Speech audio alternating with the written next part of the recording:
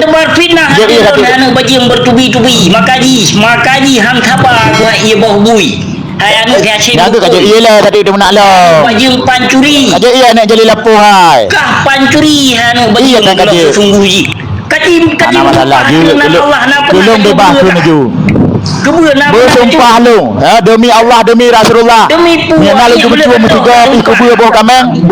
Hanale lu Nabi Muhammad hanale Tuhan dengan Allah. Nyana lu cuma yang pegah lah buci. Hana lu cu lemah hana lu cu kameng demi Allah demi Rasulullah. Napa wah kamu tumpah. Ikem iya kaje. Ada jarum bunga. Kak petuti tu boh nyan baru kepetik. Katung semayang lo. Bunda yu tumpah. Kak urung munafik binatang. Iya kado hantam benar darah pun tumpah boleh koma tu. Tumpah boleh koma. Ilung lalu orang ini abusi.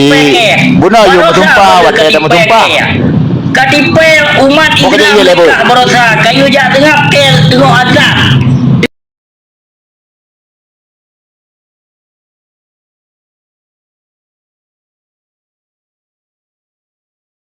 Tengok azab.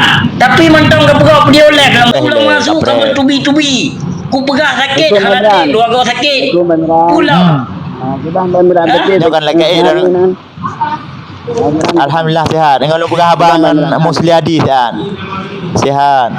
Kiban gue deh. Alhamdulillah sihat ni bang. Dalam lembu kaum munafik paling gila. Kaum dusta, manusia jahiliah, tukang tebar fitnah. Binatang gila. Karena ke ibu Dia baju harta anu suada adu. Abu Cik bang. Sehat di sini. Jero tino. Alhamdulillah sihat gebila Allah kiban ni tinarakan. Oh. Yang pertimang dia pikiran di mata tharuk yang baik akai-akai tharuk baik akai-akai tharuk ka mata tharuk ada mudih baik akai tharuk. Karena naga berah dalam kitab urung tharuk mata paling. Insyaallah. Nu pingat dia baik degat hai tebar fitnah lawan ulama lon yang mengurusan. Lon yang mengurusan dengan ulama. Dengan ulama lon yang berurusan baik dia urusan leji. Yang pegah dia apa binatang yang baik dia tebar fitnah bitukoi ma yang bajing yang tegar hai tebar fitnah dulu.